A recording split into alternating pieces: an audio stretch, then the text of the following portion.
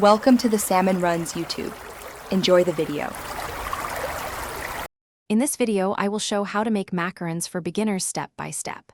Preheat oven to 300 degrees F, line 2 baking sheets with parchment, and sift almond flour and powdered sugar together.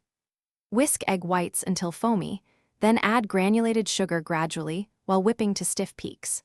Fold dry mix into meringue with a gentle motion until batter flows like lava and forms a ribbon when lifted with a spatula.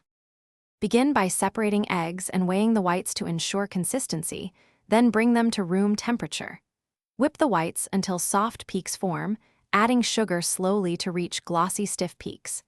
Gently fold the sifted almond flour and powdered sugar into the meringue, using a figure-8 motion to deflate just enough.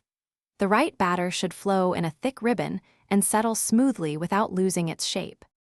If you're enjoying this guide, please subscribe and like so I can make more helpful recipes. Quick recommendation.